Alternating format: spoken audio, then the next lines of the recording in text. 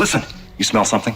Human emotions are materializing in the form of a viscous psychoreactive plasm with explosive supernormal potential. What a discovery, a psychoreactive substance. Do you know what this equipment is used for? Boggle or Super Mario Brothers? We'll have fun! Yeah! They're still doing it. Really quite good work there. My friend, don't be a jerk. We've got no choice. Call the Ghostbusters. Super Jackpot! Welcome to Extraplasm Podcast. It's the only podcast on the internet that's been brainstorming Ghostbusters-themed elf on a shelf replacements like ghoul on a stool, undead on a bed, or ghost on a post. I'm your host, Jim Maritato, aka Vinkmaniac on the internet, and this week we're talking comics and more with friend of the show and recurring commentator John Yurcaba, who not only is a massive Ghostbusters fan whose art has been featured by Sony and Ghost Corps on t-shirts and at FanFest, but who also works drawing comics for IDW on titles like Godzilla, Teenage Mutant Ninja Turtles, and Transformers Beast Wars.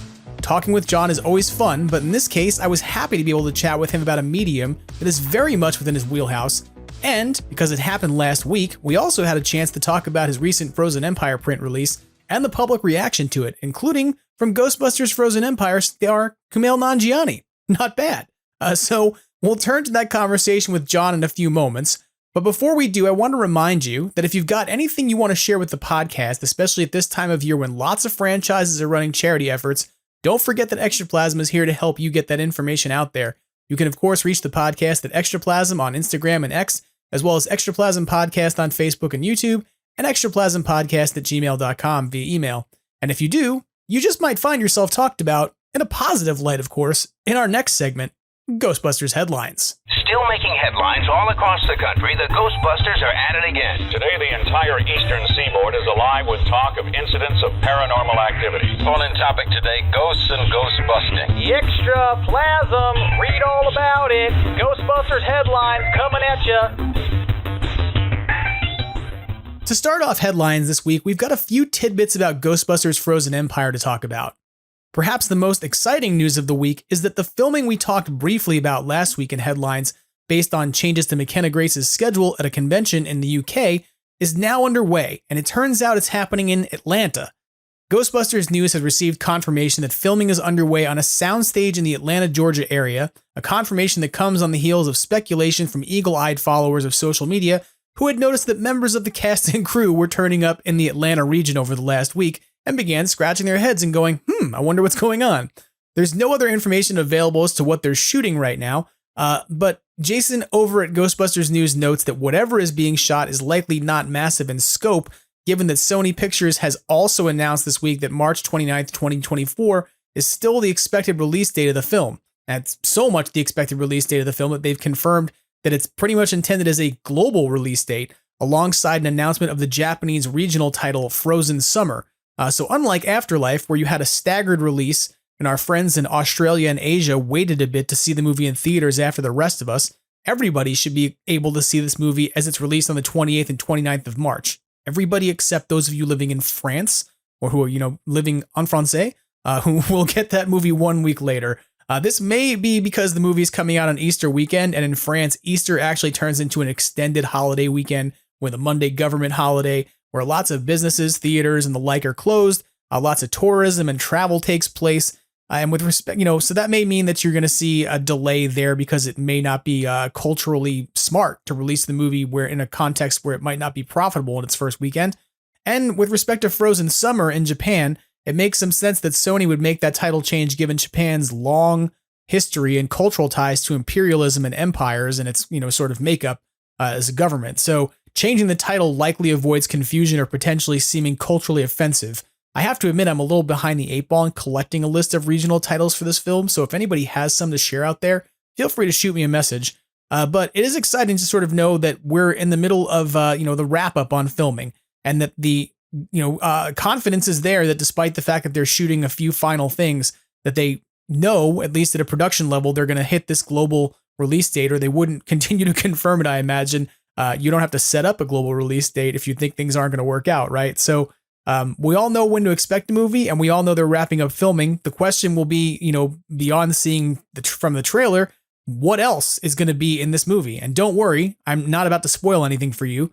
But our final piece of Frozen Empire news for the week is that Dan Aykroyd was interviewed by Newsweek as part of efforts to promote his new television show, The Unbelievable with Dan Aykroyd, which premiered on December 1st. For the record, my title for this show would have been, Can You Believe It, Cadets? With Uncle Dan. But I digress. This Newsweek article touched upon Ghostbusters Frozen Empire very briefly, as most of it was about Dan's return to television and his new show. But he did comment in this article that he's had, quote unquote, too much fun working on the film, and isolated and pointed out Carrie Coon, Finn Wolfhard, McKenna Grace, and Paul Rudd's contributions to the franchise in general, and said, when we marry the old lore and some of the traditions with these 4 spectacular new performances, you get a blend in service of a really neat New York story that gives us faith in carrying on with this Ghostbusters concept. He then continued on to say that we've, quote unquote, never done this to Manhattan before, meaning in terms of what's going on with the plot, which I'm guessing means blow it up with lots of ice based on the trailer. And he suggested that there's a historical base to it that's quite beautiful. He additionally said that the film was going to confront themes like loss, betrayal, and forgiveness even deeper and more emotionally than other Ghostbusters movies we've seen, and said that they took full advantage of CGI technology but also kept old school effects alive. His final comment on the film to Newsweek was that all that, along with some great scares and effects, mean that it's really going to work.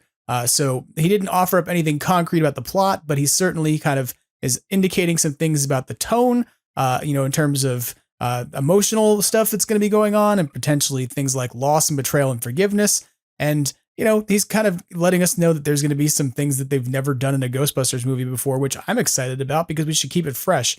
But the other piece of information I'll let you know about that's in this article that I loved and was so excited about is that he also comments on a script he's submitted to Paramount for him and Eddie Murphy as a long-tail sequel to Trading Places, a film you can guarantee I'll be watching this month as part of my celebration of the holidays, and that I love. I can't do New Year's without Ghostbusters 2 or Trading Places. They're my 2 things, and they both have Dan Aykroyd, so I kind of consider him Baby New Year at this point to some extent.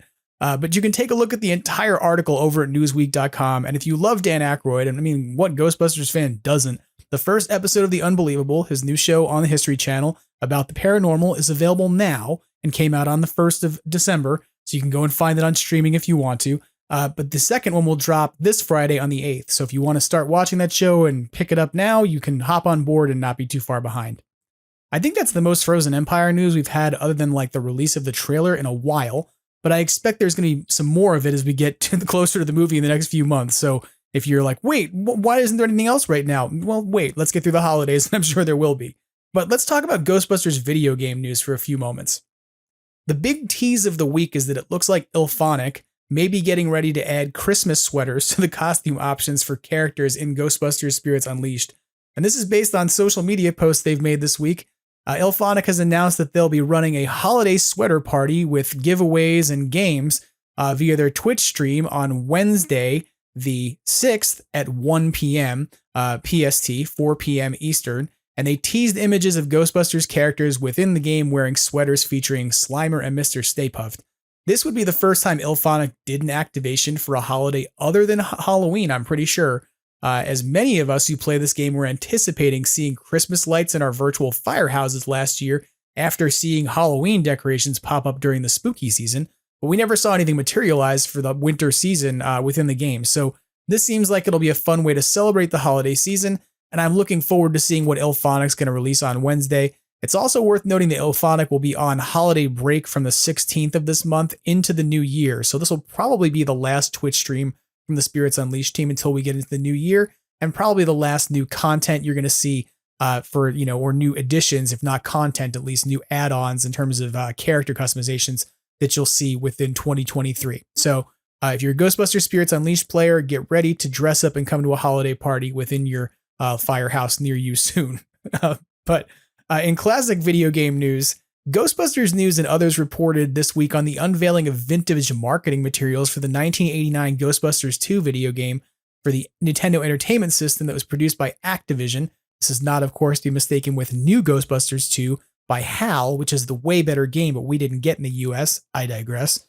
Ginger Happy Gaming, a YouTube channel, found a 9-minute long presentation that essentially explains the success of the Ghostbusters franchise and tells the story of like what it was and how it got marketed out, and includes a cut of the music video for Bobby Brown's On Our Own that is different than the actual one released, to MTV and other places, because it adds in clips of the game from the Amiga release of the game into the video. So this is a beat up video, I will warn you. If you want to watch it out of the interest of, being a complete Ghostbusters historian and completist, this is a VHS tape that was found in a warehouse that has definitely been put through the ringer and through the test of time, but there is 9 minutes of footage there that sort of illustrates what was being done to try and market this game and a potential version of Bobby Brown's On Our Own that you've never seen before in terms of video format. So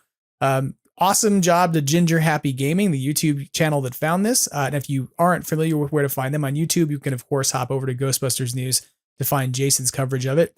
And keeping with the old video game theme for a moment, and with things that Jason's covered over at Ghostbusters News, Jason has 2 features up that I really want to tell you about that I'm finding fun and enjoyable this week as somebody who just likes video games and classic games. The first is that Jason has done the most comprehensive deep dive of prototype builds and demo content for the 2009 Ghostbusters game that I think I've ever seen since the game was released.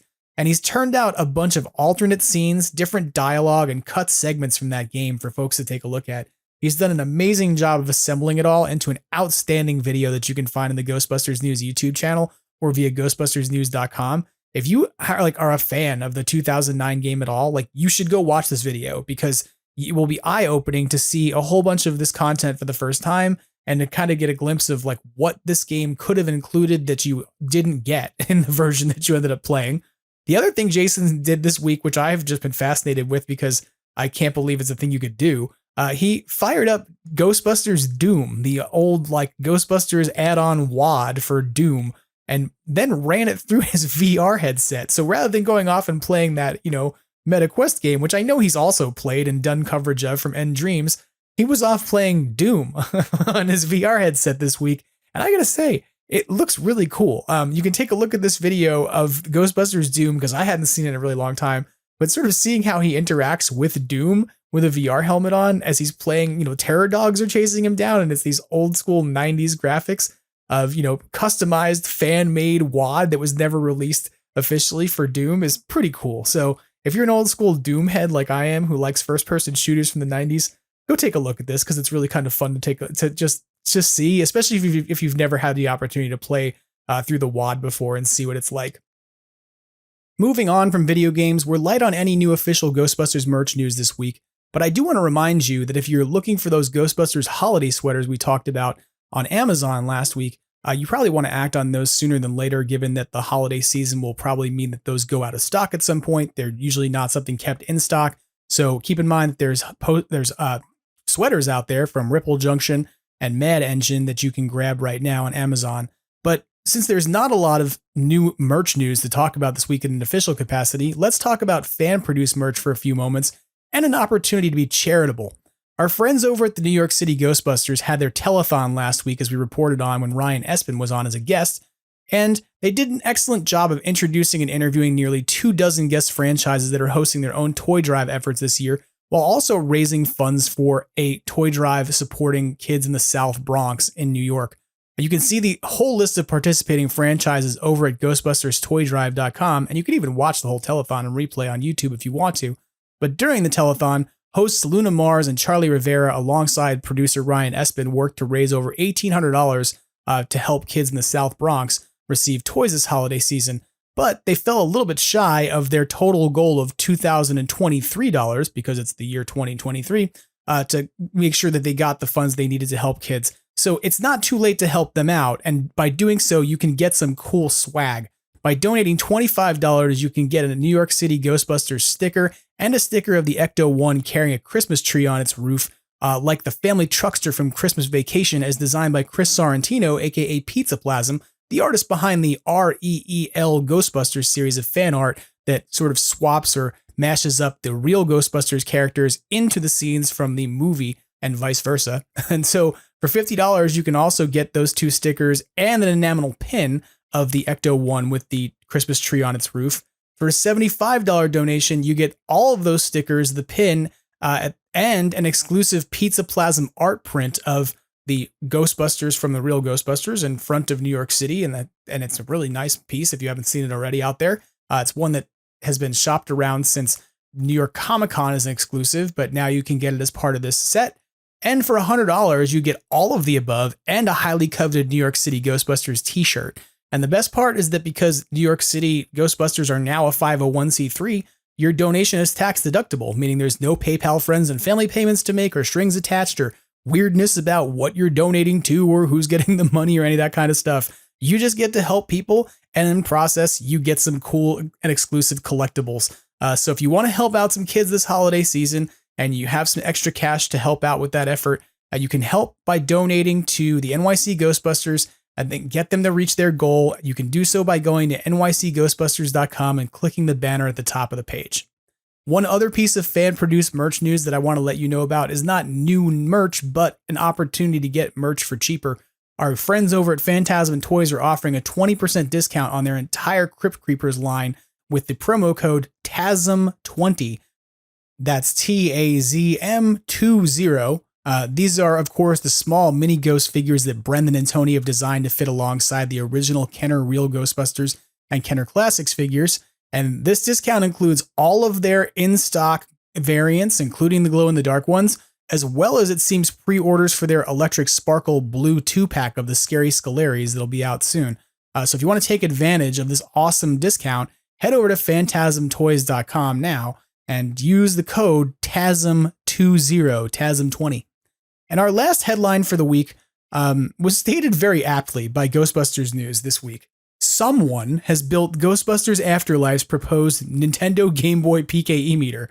I like to tell you about something at the end of headlines every week that I just think is fun and I love, and I just think, is a good way to go make yourself smile. And this week, that thing is the Ghost Boy. If you don't know what the Ghost Boy is, this is an idea that Weta Workshop artist Christian Pearce came up with, and he shared on his ArtStation profile last April. It was essentially a modified design for a rebuilt PKE meter that could have been featured in Ghostbusters Afterlife, but ultimately was not utilized. And this is essentially a PKE meter that is powered by a classic 1980s or early 1990s Game Boy running Tetris with a hacked ROM. So this was, of course, a concept art piece that was drawn with diagrams, showing what it did and how it worked. And believe it or not, because our community is awesome, a Redditor, and I'm sorry that I don't know who this is, and if you are out there and you are this person and you want to come forward, then let me know. I'll happily give you credit on the next episode. But a Redditor by the name of JPF Zombie has shared a recent build on Reddit that illustrates how they mashed up a Game Boy, a Spirit Halloween PKE meter, and some handiwork and craft work to come up with an actual physical representation of this concept prop. My favorite thing about this is you're going to hear me talk about John Yurcaba, because I do bring this up in the episode with him, is that this thing would have played Tetris at inopportune times. And that's a thing that's apparently replicated in the version of this that you see in the video. So if you want to take a look at this, you can go over to Ghostbusters News and check out Jason's coverage of it. It's really awesome, and it's something that made me smile a lot this week. That about wraps up headlines for this week, so let's go now to our conversation with John Yurcaba as we talk about Ghostbusters, comics, and more. Joining me on the podcast, recurring commentator, friend of the podcast, amazing artist, and Kumail Nanjiani's new best friend, John Yurcaba joins us on the program. How are you doing, John? I'm doing well. It's a pleasure to be here, and it's an honor to have become so close with such an esteemed actor. For those of you who are wondering what we're talking about, I thought it was funny. You and I were like, let's do a podcast episode because we haven't had a chance to talk about the Dark Horse comics and stuff, and you've been on the show before talking about your art. You were on a few episodes back, like probably 8 weeks ago or something, talking about your October project. And I was like, well, John should come on and we should talk about the Dark Horse stuff. And John has a print coming out, so that's cool. Like, we can talk about his print and his Frozen Empire work. And then, like, you posted it, And then the next thing I knew, there was like literally a headline on Ghostbusters News. It was like, Kumail Nanjiani has noticed John's work. So how does it feel to be like now a giant celebrity who's in league and going to be invited to all of Kumail Nanjiani's like on upcoming affairs? Honestly, I've had to take a real hard look at my social calendar and make some sacrifices. No, it was super cool. Like whenever I draw that kind of stuff, like I always tag the people that are in it, you know, or like, I drew all the characters I could gather were in the movie from the trailer and put them in the thing and tagged any of like the actors and people who I could on social media. And I don't do it with any sort of like expectation or like they better see it or any, like I'm just like, why not? So the fact that he said what he said, which it was something to the effect of like, this looks amazing. I hope the movie lives up to your artwork. I was just like, oh, yeah. Hey, thanks. It was a very kind statement. Appreciate it. Really it. Was. Yeah. Yeah. No, I agree. It was a very nice thing to have said. And I was very happy for you to sort of see your art get a little more recognition from, people over at Ghostbusters land, because you've had your toes dipped into that a few times. And I think your artwork is really appreciated by folks, affiliated and associated with Ghost Corps. I'll say this. I had your piece signed by Paul Feig a few weeks ago. I saw that. Yeah. I took one of your Ghostbusters Fan Fest pieces of the Ghostbusters 2016 characters and brought that over to have him and Katie Dippold sign in the white space. And the minute he looked at it, Paul Feig was like kind of familiar with this thing. And I said, this is the print that was out from Fan Fest, where we had the 3 different groups of Ghostbusters all in one print together. I said, and John Yurcaba did it. And he was like, I love John Yurcaba. So Paul Feig was immediately like, I know John Yurcaba. I love John Yurcaba. So there you go. There you have some. That's very cool. That's when I lived in LA, at Fan Fest, and then he used to go to the Perky Nerd coffee and comic shop out in Burbank, which was also the shop that I used to go to a lot. And I knew Tiffany, who was the owner of it. And there were a couple times where like I literally like left prints there, just being like, if Paul comes by, these are for him. And then she'd like send me a text of just like, hey, Paul came by, he loved your prints and he took them home. And I was like, oh, awesome. And then I remember shortly after that movie came out, they did like a screening at the Chinese theater after the premiere where there was like a Q&A with him kind of thing. Yeah. And I remember I asked him something. But halfway through asking, he was like, I'm sorry, what was your name? And I was like, oh, John. And he's like, are you John from Twitter? I was like, yeah, that's me. He's like, oh my gosh, I love your artwork. I was like, thank you.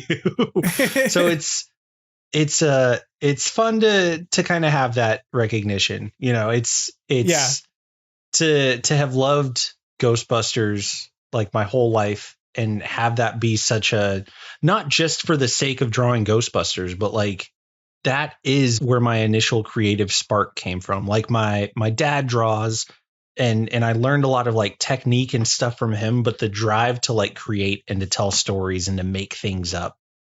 Like I blame that squarely on Ghostbusters and just like, having the toys and watching the cartoons and the movies as a little kid, like before I can remember. Right. And then at some point just being like, ooh, I want to make up my own Ghostbuster stories and adventures and like take my little Kenner toy proton pack and act them out and pretend like I'm a Ghostbuster. And instead of like pretending I'm Peter or Ray or Winston or Egon or whoever, like anytime I put on my costume and my pack, I was just me. And I would like run around and be like, it's me, John, the Ghostbuster. And at the end of the day, after I caught all my ghosts and clock out, I call up headquarters and tell them how much money they owe me and how well that my team is doing and all that. Like I was already like world building and expanding the lore and stuff in my head and pretending like my favorite scenes in the real Ghostbusters were the ones where they're just like, the packs aren't working. And then you see Egon have to like duck behind a corner and he like opens up the body of the proton gun and has tiny screwdrivers. He's like, what if I do this? And then I cross the wires, reverse the polarity. Now it should create a beam that functions like this. And then they go back out and they're able to bust the ghost. So I used to love coming up with that level of stuff of just like, what if I was in a situation where I had to get creative about how to bust this ghost or how to, handle this situation.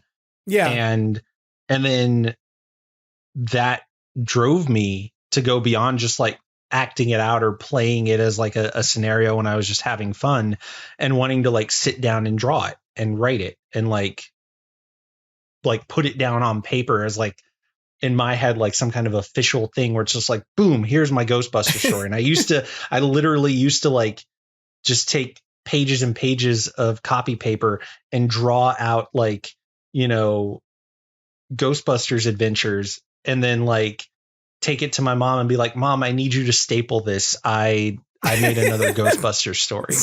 See, what's kind of funny is like you've gone from taking things to your mom to have your mom staple them to dropping them off at the comic book shop to be like, hey, in case Paul Feig comes in, to posting them on social media and getting recognition because your work is getting recognized enough. And it's like, if you put that long tail story together, it's kind of fun to like watch and celebrate in a way. Yeah. And I do mean this, like when I saw Paul Feig, you and I talked that morning because I think I told you I was going to have that piece signed. And you sort of like jokingly said, tell him I said hi. Yeah, right? just because like I did. Like no part of me expected that he would remember me. I was just like, between when Answer the Call came out and like FanFest, I think I had indirect interactions with him, if not like straight up met him like half a dozen times. So I was just kind of like, oh yeah, me and Paul, we go way back. Tell him I said hi, like not actually expecting. No, I didn't. I know you didn't, but it was so funny because immediately he was like name recognition. Oh yes, John. I was like, yeah, I talked to him this morning. He told me to tell you. He said hi. So I totally did. It was that's like, amazing. That's so cool. That's an actual interaction I had. I love that you got Katie's autograph too. That's super cool. Like that, I would love to, because I have from FanFest, I have Paul's autograph on that same piece. So the fact that you got writer and director, that's pretty cool. I got to the last big convention that I did was here in Phoenix, and J. Michael Straczynski was here. And so it was really cool to have been at FanFest and gotten like all of the real Ghostbusters voice actors who were there. And then just happen to have had him there and be able to tell him like more than like, it's cool when you meet the voice actors. It's like, oh, you're Venkman, you're Egon, you're Janine, whatever. Right. But it's another thing to like meet someone who's like directly creatively involved in it. And especially like, I love all Ghostbusters movies, video games, comics, animation, whatever. But like real Ghostbusters had such a massive imprint on me because it was the thing that said, cool, the movies happened, but there's so much else you can do. And it is the thing that really said, oh, there's so many more ghosts, so much more adventures, so many more kinds of gadgets and stories and everything that like it built up the world of Ghostbusters. So it was like, oh no, there really is like lore and world building and all this stuff. Like Tobin's Spirit Guide wasn't just a throwaway line that was said a couple times in the movies. It was like, no, they referenced that all the time. And it was that kind of thing. So like to be able to have that moment with him of like, hey, like maybe even more so than the movies. Like the animated series had such a massive impact on me as a fan, but also as a creative person and like a storyteller and an artist. And like some of his episodes were obviously some of the best ones. And so to like thank him for that. And he was really appreciative and to get his signature, that was really cool. I mean, that's, I have to say too, like not to kind of like, get too far back into my visit to, a Q&A with Paul Feig and my opportunity to talk with him. It was really important to me to kind of meet him, not, just because he made a Ghostbusters movie, but because when I look at the sort of overall arc of the Office episodes that I love, he has such a deep connection to that and a deep affiliation with it. And for my partner, it was important for her because she got to meet, the person who kind of gave her Freaks and Geeks and who's introduced her to a set of comedy and characters and things that she loved. And so I do think it's kind of true, like meeting the folks who are involved in the writing and the sort of world building of, what you love is kind of important. And it's often that, that you think like, oh, meet the person who played somebody. It's like, yeah, that's really cool. And it's really important to like have that interaction. And it's really like not to downplay it by any means, but no, not at all. Yeah. There's a thing about meeting the people who kind of birthed an idea into being. Those people only got to play those parts because someone sat down and said, it'd be cool if there was a character like this or a story like this. Yeah. And at the end of the day, the thing that touches us the most is it's the story.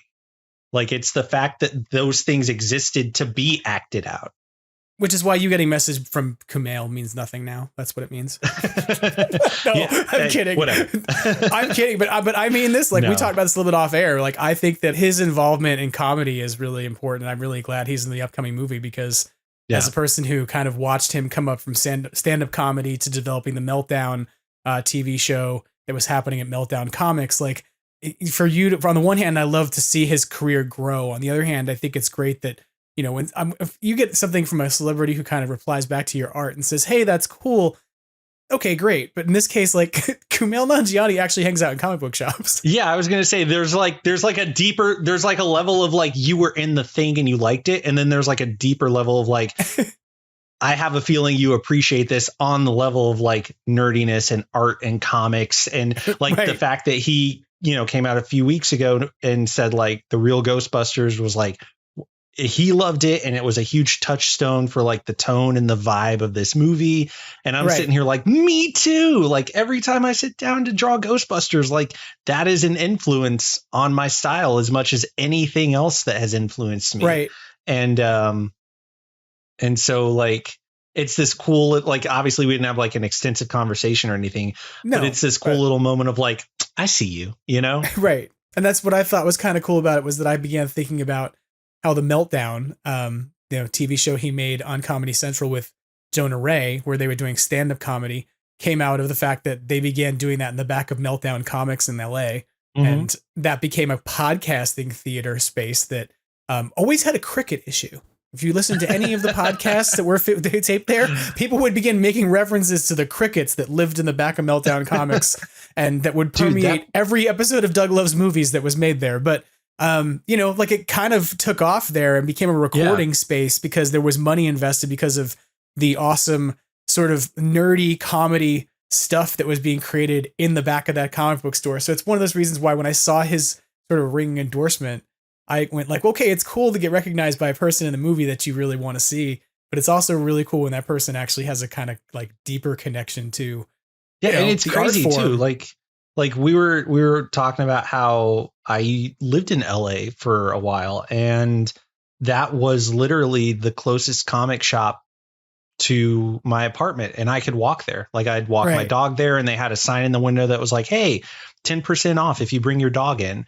And there, it was the first comic shop where, my wife came in with me and bought a comic book. It was, I went there for tons of events. I remember like, not the podcasting like room, but like there was like a back basement kind of area and they used to have little art shows there.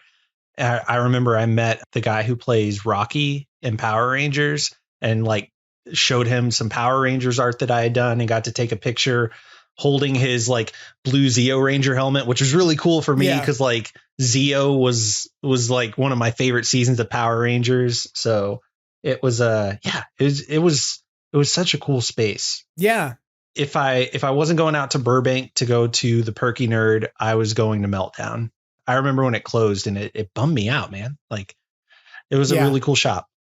It closed and then it burned after it closed. Yeah. That was sort of, it was like, this is over now. And we still got Golden Apple, which is like Golden Apple is also an amazing comic shop and has tons of history and lots of really cool stuff. All the celebrities and actors and directors that come through and sign the R2D2 that's there. And so that's another really LA is not hurting for awesome comic shops. No. So to me, like there's a period of LA that's, that's very much like that time of Meltdown is kind of gone. And I think that period of comedy has changed a bit, but I'm excited because Kumail's back doing stand up. So We've talked a bunch about Kumail now. I hope we didn't just make everybody be like, indulge us as people who know about Los Angeles and who like Kumail Nanjiani. I mean, listen. He at this point, he has not only has he been in a bunch of great movies in general, but he is in Star Wars. He's in Marvel, and now he's in Ghostbusters. Like, that's super cool. Yeah, he's like literally just gonna do like he's racking them up. Some sort of bingo system, like a bingo game that just we got to get him franchise. in DC. We got to get him in Star Trek. Like, let's just cross everything. Terminator off. movie. He's got to be in a. He is the next Terminator. That's the deal. I heard he's taking over for Indiana Jones. Well, they're gonna give him like big workout that they gave him for the Marvel movies to get him all jacked up. Because like when I was watching Kumail do stand up, he was like a wiry dude who was in the back of it. Like he became a more jacked dude for those movies, and he openly tweeted about it and talked about his like sort of body transformation in order to get prep for a Marvel movie. So if they just get him back into even deeper prep, he can become the next Terminator. He'll just become Arnold sized, and then it's fine. Yeah. And then he can come back and wear an even bigger flight suit, presuming he wears one in the next movie. I'm just presuming he wears one in the next movie. I have no idea. But anyway, I'm excited about the sort of little nod you got. We should talk about the print, since we talked all about the nod you got for the print. You have this print out that you put a Frozen Empire print out that's kind of inspired by the movie. Tell us a bit about kind of the print you have out and what's going on with that. So it's 11 by 17. I've got it up in my shop right now. If you go on any of my social media, you can see the image, like the art itself. Literally, it's just me being me. Like, I can't see that there's new Ghostbuster stuff and not be not be hyped enough to draw something. And it was funny because this time I think my pencil started moving before I realized what I was in for, because there are a lot of characters in this movie, and not just characters, but like there's a ton of Ghostbusters in this movie. Right. And so like I wanted to draw something that just like captured the whole vibe in one shot. And it was tricky trying to get all of those characters in there in a composition that felt like well balanced and everything. But I think it turned out pretty good. I had a lot of fun doing it, and there's stuff in there that just like happened to work out really well. Like, we still don't know Podcast's name, and we still don't know all the names of all the characters. Like the guy that James Acaster is playing, like, we see him in the movie and we see him wearing the gear and the uniform and stuff, but we never see his name tape.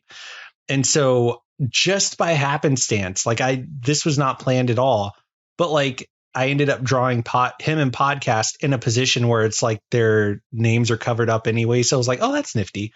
But that's also by virtue of like, I'm trying to cram people in every nook and cranny of this image in a way that feels like it makes visual sense. So yeah, it was, and then like I put Janine in there. I don't think Janine's not in the trailer as far as I could tell, but I also, I can't imagine that Janine wouldn't be back. And so even if she's not, I mean, like where you placed her in the image gives her sort of like, you have your OG Ghostbusters kind of looking over the new cast kind of in the background. And so it kind of makes sense that she's back there. I like the way you did it with the layout.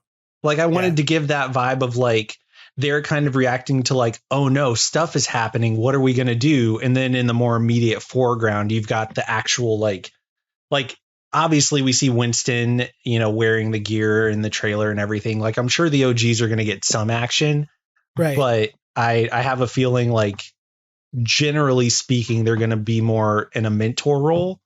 And so the idea of them just kind of being there like, oh no, what's happening? But then in the foreground, you have more of like the younger people and the newer characters who are looking more like the ones who are going to handle the brunt of like whatever the issue is. Yeah, I really love it. I think it's a great piece. I also think that this may be the first drawing we've seen that incorporates the new accents and things on the Ecto-1.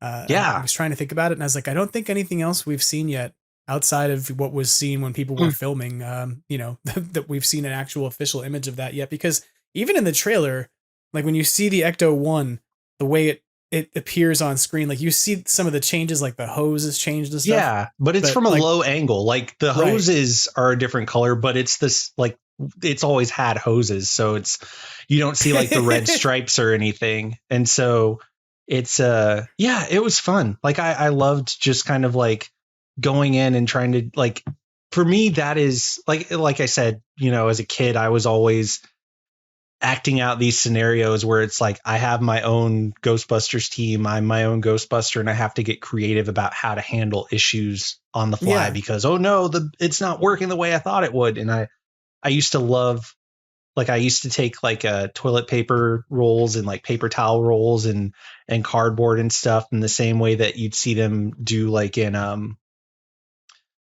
the series when the second time they're fighting the boogeyman and Egon is like, look, the atomic destabilizer, it can turn corporeal entities into non-corporeal so we can trap him.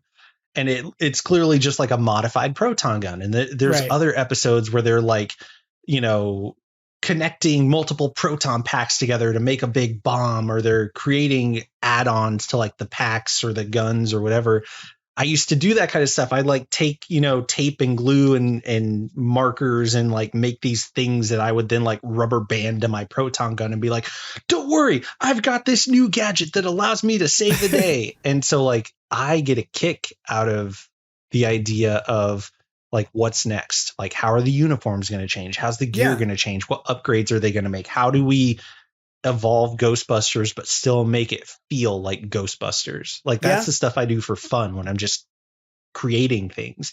And so anytime like something new is added to Ghostbusters in an official way, I'm just like, oh, I got to draw that. That's awesome. So it was really cool to, you managed to make sure that you gave prominent focus to the most important addition to the Ghostbusters canon coming in the upcoming movie, which is of course the standard issue red parka.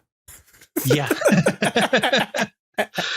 Oh, yeah, I had to. I mean, like Phoebe is, you know, wearing it in the movie and, you know, we don't know necessarily what the story or the anything of the new film is so far other than what we've seen in the trailer. But, you know, for this new chapter of Ghostbusters as of the end of Afterlife, she's like a main character. She's kind of like the flagship character of the franchise so far. So I thought it made sense to kind of put her front and center and have her in the parka, because that's everybody's new favorite, you know, number one Christmas boutique gift item.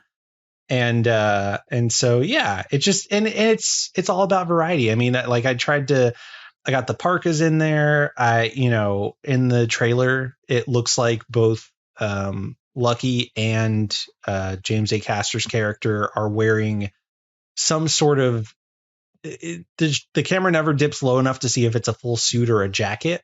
I'm assuming it's a uniform, but they look black or at least very dark colored. And then there's a shot where Lucky is in a room and there's like a red alarm going off and there's a close up on the arm of the outfit or whatever.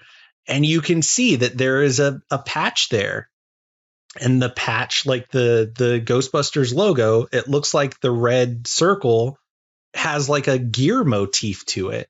And like when you read the synopsis about like the Ghostbusters have established a new laboratory to test, you know, evolving ghostbusting techniques and equipment or whatever it said, it was just like, oh, is she like, are Lucky and the new guy like, is there actual like divisions of Ghostbusters now where it's like this is the lab crew or like the more science division or whatever, and then we've got like the field team, and I'm just like, this is everything I've ever dreamed about Ghostbusters becoming and doing, and it's so exciting, and I love drawing it. Like it's the coolest thing to like. I think I said it when I posted the art, and I've said it tons of times to tons of people, but like, this is kind of the era of Ghostbusters that I've always dreamed of. Like even as a kid, it was like I was taking in the cartoons and the movies as they were coming out and be like, yeah, this is cool. This is cool. This is cool. And then my would always drift to like, you know, as a kid, if Ghostbusters was real, and to some degree Afterlife kind of defeated this, but that was like circumstantial because it was like the Spangler family. But as a kid, you're just like, I'm not old enough to be a Ghostbuster. I know I'm playing Ghostbusters right now. What in a fictional world would Ghostbusters be like when I'm old enough to be a Ghostbuster, whether that's like the legal working age or 18 or 21 or whatever the age requirement would be. Like, what will Ghostbusters be like at that point in time when I'm old enough to actually be one? And I would dream of like, how would stuff change? How would it upgrade? Would there be Ghostbusters in different areas? Would there be, Ghostbusters who only handle this and only handle this? And it was just like to see some of that stuff finally coming to fruition in an official capacity is just like, yes, this is what I've wanted. Well, it's kind of funny, like, it's not to like sidetrack from the discussion of like your printer of the next movie and things like that, but there was a story that Ghostbusters News had this past week about a PKE meter build that had a Game Boy at the core of it, right? And it was, I don't know if you saw this, like, because I know you're a gearhead who likes to imagine different kinds of gear. I think there was like if you look through the Afterlife concept art, that was one of the things they were playing with. Yeah. And I don't know, to be fair, if you're listening out there and you're the person who produced that PKE meter, I'm sorry, I don't know who you are, because I know when Jason wrote the story up, he credited a user on Reddit and wasn't sure whose actual PKE meter it is, but he was like, check out this story. And I thought this was so cool because, like you just said, it is an actual piece of concept, like that there would have been a rebuilt PKE meter. Presumably, from my standpoint, I was like, I wonder if that would have happened in the scene where Callie, they have a deleted version of the story where Callie destroys the PKE meter and breaks the connection between. Oh, and maybe that would have been how they rebuilt it. Yeah. Right. That she would have rebuilt it using parts from around the house, including an old Game Boy that apparently Egon had laying around or something. That would have been amazing, dude. My favorite piece of like, I think it's such a cool like piece that's out there, but I love the idea that was apparently in the original concept was that the PKE meter would utilize a hacked Tetris ROM in order to run its operating system. And so at inopportune times during the movie, the PKE meter just would have been going doon do do do do do do do do do do do do do do do do do. And I was like, oh man, I love it. Oh my God, that's brilliant. Like I would have thought of that kind of thing as a kid. Like, oh yeah, I'm gonna make it out of PKE meter. What sounds does it make? Well, now it just plays Tetris. Oh man, that was so. There was a while ago before I did October. I think it might have been like 2017, like post Answer the Call. But I would. For Halloween, for October, I had been doing this thing where like every week I was drawing like a page of a Ghostbusters comic that I had made up. And it was just the originals, like the OGs doing a Halloween thing, nothing groundbreaking. But I was like sneaking in little stuff just for fun. Like there's a part where they bust a bunch of ghosts and then Ray's just like, I can't, someone says to Ray, like, man, the upgrades on these packs are really coming in handy. And Ray's just kind of like, I did all right, huh? And it was just an excuse for me to like draw the packs slightly upgraded. And then there's a scene where like they get into Ecto 1 because they're following a PKE signal. And you see like somebody pulls out their PKE meter, and I drew it to look like the one from the video game where it's kind of like the full screen is like the whole body of the PKE meter. And instead of like it just being like, okay, let's use the PKE meter, it was like they took the body of the PKE meter out of like basically like what was the holder and the antenna. So it looked just like a little smartphone, and then they docked it in the dashboard of the Ecto 1. So it could then use the stronger like PKE sensors from the roof, and then they'd use that almost like they'd have GPS, but then they'd also have that as like a way to be like the signal's getting stronger or whatever.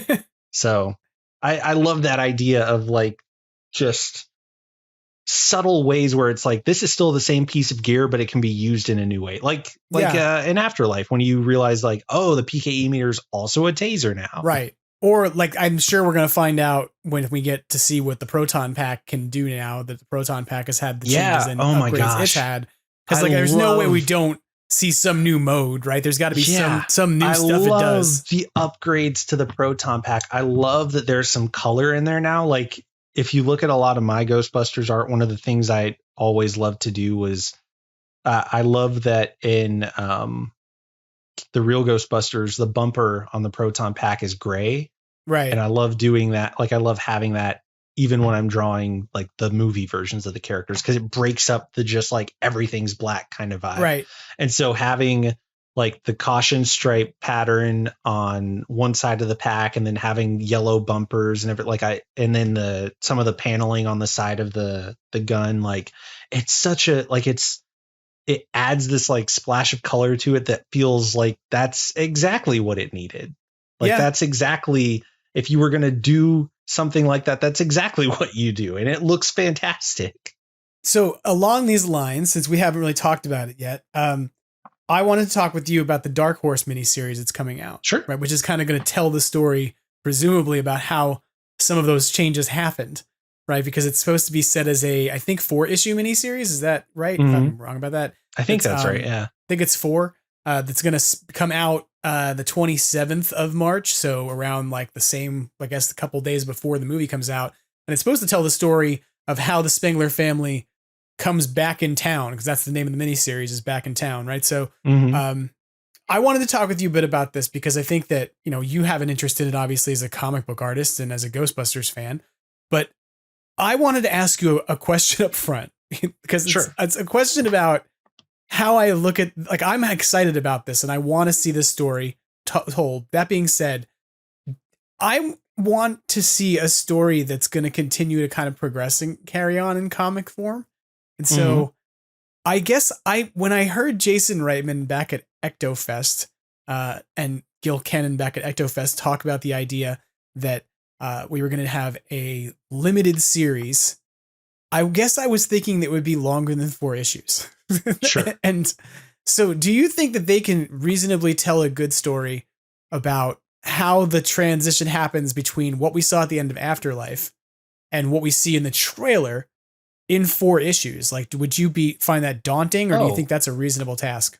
I think that's totally doable. It's crazy how much you can do in 20 issues of comic book. And there are a lot of like 4-issue miniseries that exist across comics, like Marvel, DC, IDW, whatever, that tell stories in that time frame really well. And especially for basically what amounts to an in-between story. It's, it's going to be, it takes place sometime, like you said, between the end of Afterlife, and the beginning of Frozen Empire. And I would imagine it's going to be even more than that, like, not to get too into the weeds and not to like make a big deal out of something that shouldn't be made a big deal out of, but we've kind of talked about before the idea of Spirits Unleashed being like a soft continuity. Sure. I would not be surprised if this kind of, how that game opens and you see like the time lapse of the firehouse being rebuilt and Winston walking into it and everything. I would not be surprised if it's kind of a thing where like it starts with the Spenglers wrapping up whatever needs to be wrapped up at, in Somerville at the same time that Winston is like getting the firehouse up and running. And then the story ends with them arriving in New York. It could go a bunch of ways. Like Back in Town could mean like, maybe the story begins with them arriving back in New York. And then it's that process of like getting the firehouse back up and running. Or maybe it's the journey from, Somerville back to New York, and maybe something happens along the way. Maybe it's like there's a trap in the back of the Ecto-1 that they didn't realize was full. I've wondered if the first book is going to be like them driving back to New York, and the second book is just going to be them taking 198 traps one at a time and putting each of them into the containment unit to store pieces of Gozer. Somebody mentioned that in I think it might have been when Craig talked about the comic on Yes Have Some, but like somebody mentioned was like, I hope they explain what happened to Gozer. And I'm like, Gozer got trapped. Like, what are you talking about? And they were like, yeah, but what did they do with it afterward? And I'm like, well, you see, you take the trap and you put it in the containment unit And now they just have to do it like 90 more times than normal. It does beg this question, though. It does beg this question, though. Consider this. Egon didn't seem to have a containment unit on the site in the Somerville. So what was his plan for 198 traps? I imagine if it had actually worked, like if he had been able to like not die, capture Gozer, all that kind of stuff. All those traps are hooked up to a power source. So it's not like, ideally they weren't going to like short out or run out of juice and let Gozer out. And B, then he probably would have called Ray up and be like, see, I told you, now come help me with these traps. But I do think like that there has to be this transition story that kind of tells us a bit about how they leave Somerville. Right. And I think that that's alluded to the alternate cover art. You know, there's 2 beautiful covers that have been released by Dark Horse in sort of preview of this. And you can actually like already pre-order this issue if you want to at your local comic book store for $3.99.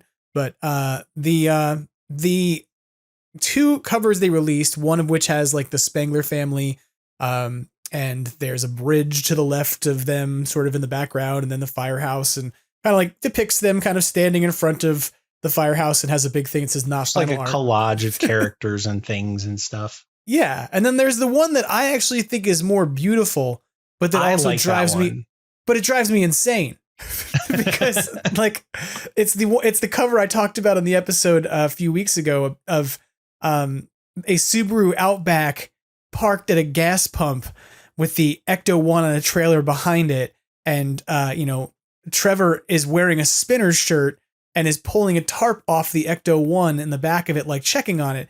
And the artwork is beautiful. I really do. Like, I can't stress enough how much I love this particular piece that I think was done by Steve Morris, if I'm not mistaken. I think Kyle Lambert is the one who did the traditional cover.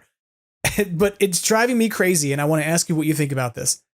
I am okay with the idea that like particles can be accelerated and catch ghosts and do all kinds of things, and that we can break science. Not break it, we can build on science, if that makes sense. Yeah, like we don't, and that's my view it. Is like, you don't break science in the Ghostbusters universe too hard. If you do, it's what makes people start to get, a little upset. It's where people go, well, if Trevor shoots the big thing and then at the end of Afterlife, it shouldn't actually power it up because it's not electricity. And you're like, calm down. But I'm like, how did you like? You've clearly never watched the animated series, because it felt like every 5 episodes they were like, just shoot into the thing or use the gun to activate it or whatever. But I'm still struggling with the sort of credulity of the fact that the Subaru Outback, which has a maximum towing capacity of 2,000 pounds, is somehow towing the Ecto-1, which has an unladen before equipment weight of probably like 7,000 pounds without trailer. Right. Honestly, that had not even crossed my mind. Like, I was just like, cool, towing the Ecto. So this was my question for you, is like, are you willing to give that a pass because the artwork is beautiful? Right. Like, this is where I'm like, I love the artwork, but I'm also like, you're setting up a story where you're telling me that the Subaru Outback can tow the Ecto-1. Why not just make the Subaru Outback into the next Ecto-1? Well, I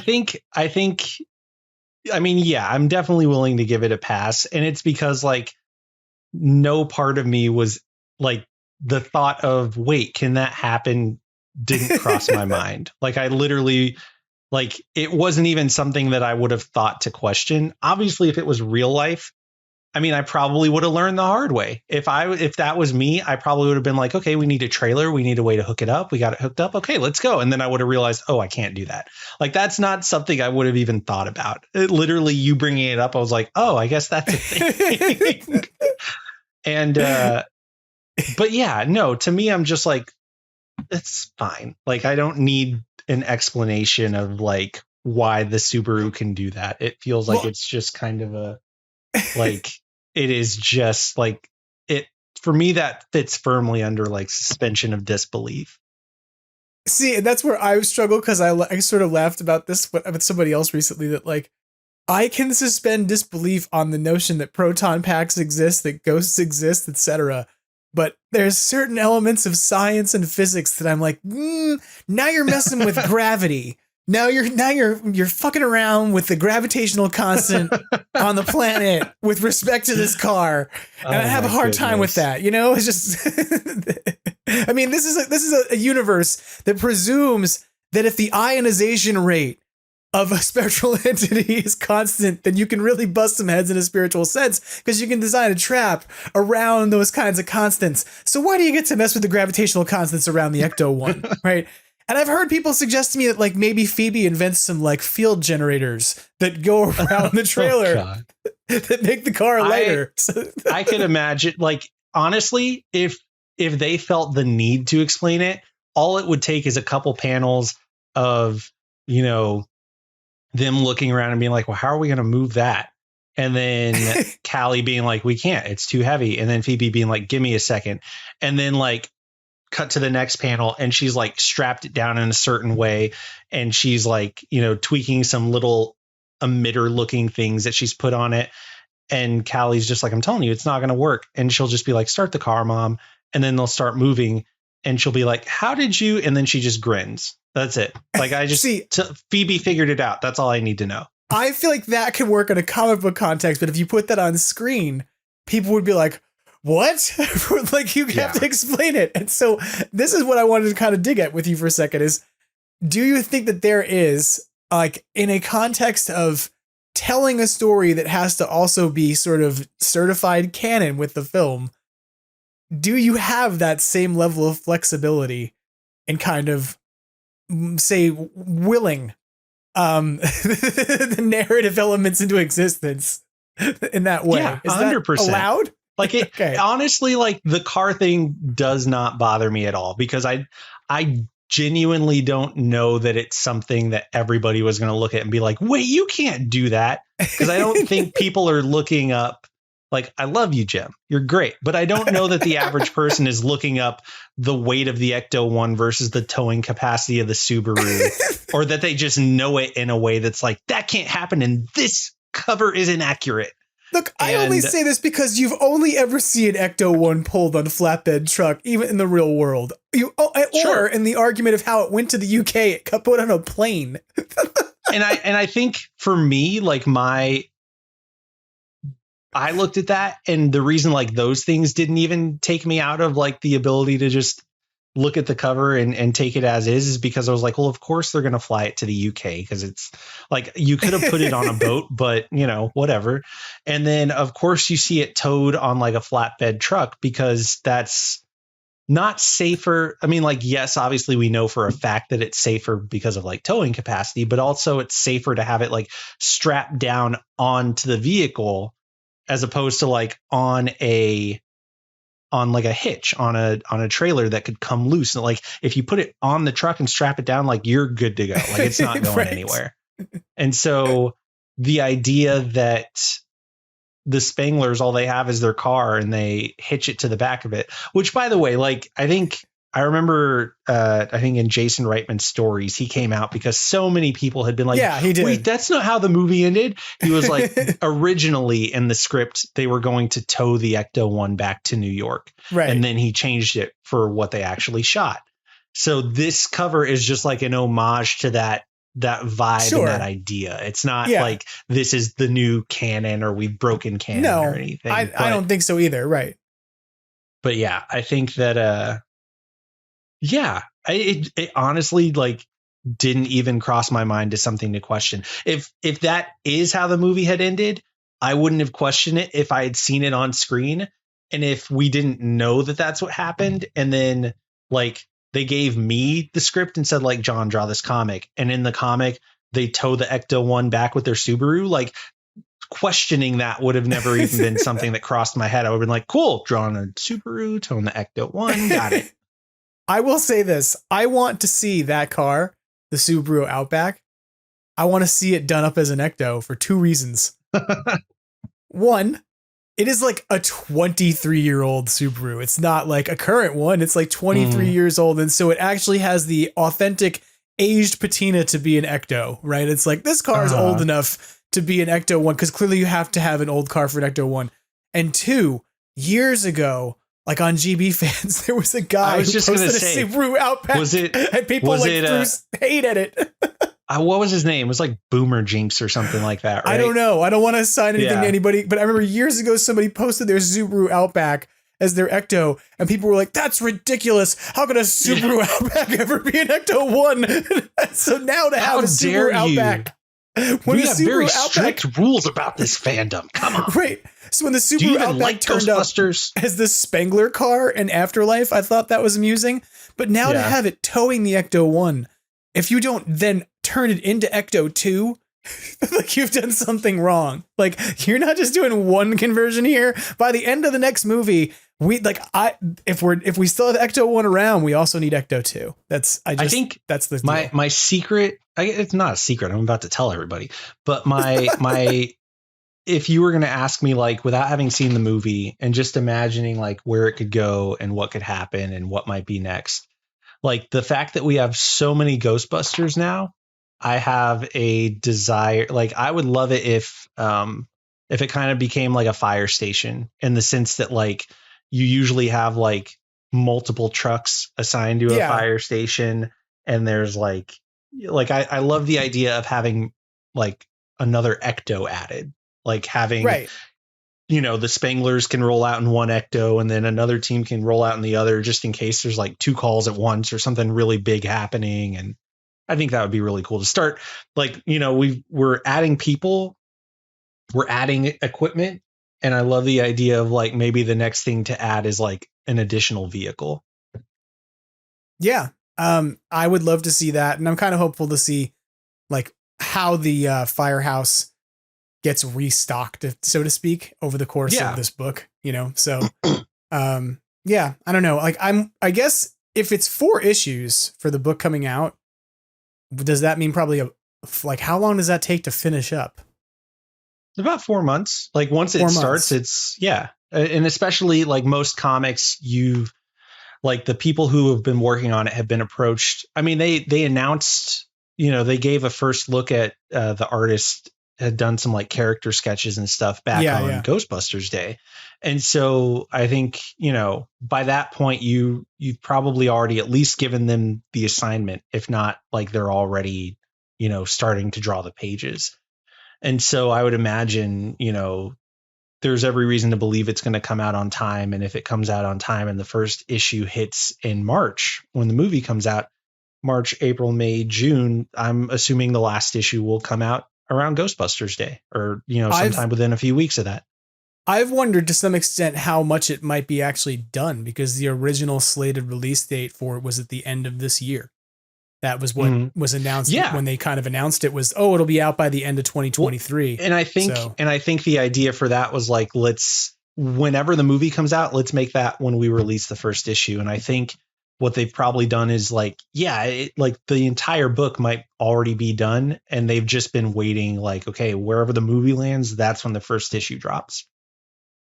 Yeah. That's kind of what I was thinking about too. And what it makes me wonder is,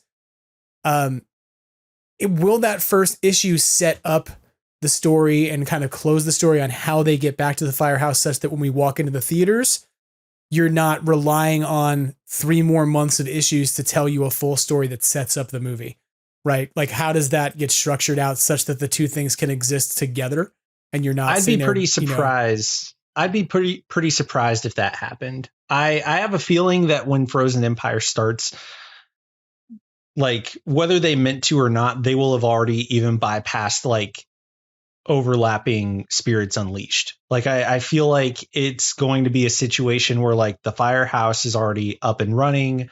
The Spenglers are already busting ghosts. There's already like the lab division or whatever. Like everything about the movie is already kind of set. And we're just jumping in, shortly after to catch up with everyone. To me, Spirits Unleashed feels like it takes place in like if you were going to look at it in like chunks of continuity, it's like Afterlife, then this comic book, then Spirits Unleashed, and then Frozen Empire.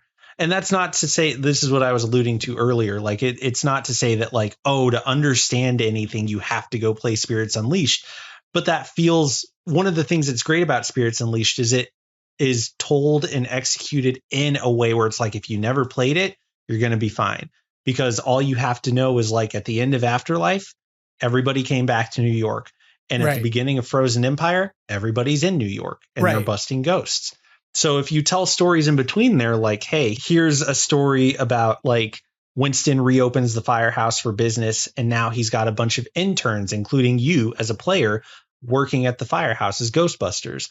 And then you get to Frozen Empire and those characters aren't around. It's easily explainable as like, well, they were interns. By the time we get to Frozen Empire, they moved on with their lives because they were never going to be permanent employees. And then, you know, whatever happens in this comic book, like I'm assuming it'll be done in a similar way where it's like, if you've read it, awesome. Like, you know, deeper, more, you know, nitty gritty details about the world of Ghostbusters. But if not, it's not going to hurt you, you know?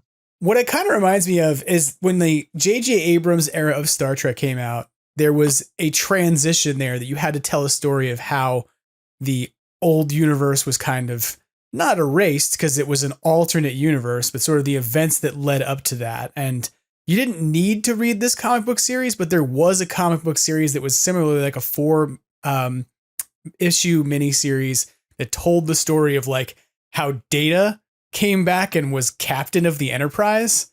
And it gave you the pieces of sort of like the the politics that surrounded what was going on with Romulus and the the Federation. And you didn't ever need to read this thing. Like you could totally throw it out and it wouldn't matter. But it kind of explained things like what red matter was and like what was involved with that, you know?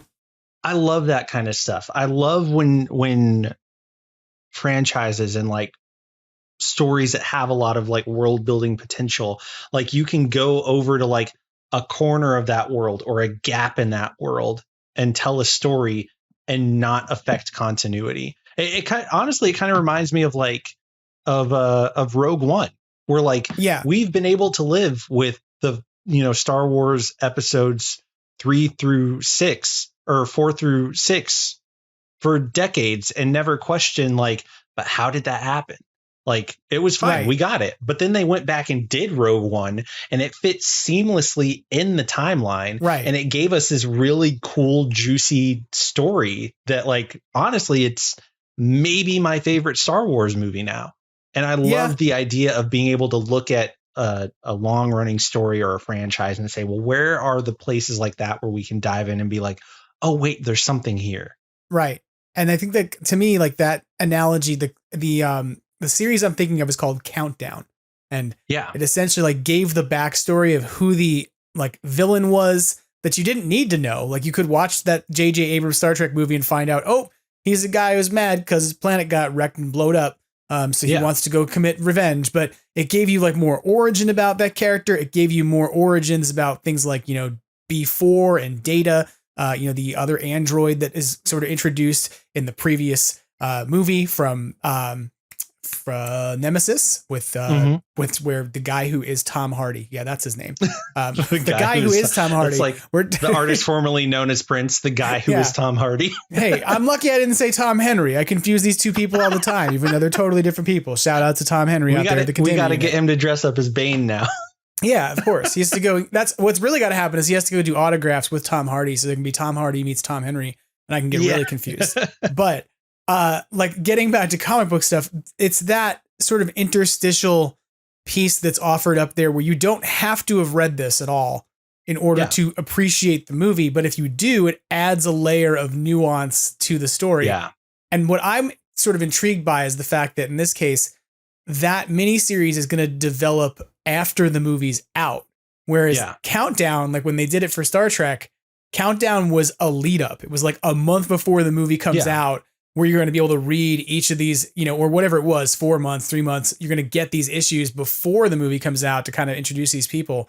Like when it came out, it was a build up to the movie, and the sort of choice here to release the first issue alongside the movie for this miniseries makes me wonder, will this really be a lead up story all the way to the new movie? Or is it going to be I don't think it its will. own encapsulated bubble story, you know? Yeah, I think it's going to be a bubble story. I'd be surprised, and I'm not saying this in a way where I'm like, it's bad if it doesn't do it, but I'd be surprised if them arriving in New York isn't like the last thing that happens in the 4th issue. Like I genuinely think that it's going to be more of like this comparison is only to juxtapose like the way that they fit into their respective timelines. But I think it's going to end up being more like a Rogue One kind of thing, where it's like, where the story before it ends, and we're going to know where the story after it begins. And this just kind of fits snugly in between. Like, you don't have to have read it. It's not something where like, if you haven't read it, then you'll be lost when Frozen Empire begins. It's going to be something that even when it ends, it's like, it might not necessarily be like, this is the last panel of the comic is what would have been the frame before Frozen Empire starts. It's just going to be like, hey, somewhere in between Afterlife and Frozen Empire, the Spanglers took a really long road trip and went back to New York. It's them stopping at a bunch of like Buc-ee's. Yeah. I mean, and I think I read somewhere that, what was it? I think it might have been in one of the articles that came out that was just kind of hyping up the comic around the same time that all the covers were released and stuff, that talked about how one of the aspects of the story is going to be kind of like Gruberson dealing with, stepdad feelings, and just this idea of like, he's kind of just part of the family now. Like, he's with Callie, she has these kids, and now it's more than just like, he's the awkward teacher that got wrapped up in all this, paranormal chaos. It's like, oh, he's with us now, and he's coming with us to New York. The Dark Horse synopsis, right, was an all-new ghost-busting adventure arrives March 2024 in the form of a new series from Dark Horse Comics, Ghostbusters Back in Town. This new 4-issue series bridges the gap between Ghostbusters Afterlife and its upcoming sequel, Ghostbusters Frozen Empire. A year and a half after the events of Ghostbusters Afterlife, the Ghostbusters are officially back in business and headed to where it all began, New York City. Callie, Gary, Trevor, and Phoebe are moving into the firehouse and ready to take on the Spengler family business. Or are they? Ghostbusting on top of changing family dynamics has a way of going awry, and that's exactly what one paranormal force is counting on. So it does sound like so I take back everything I said.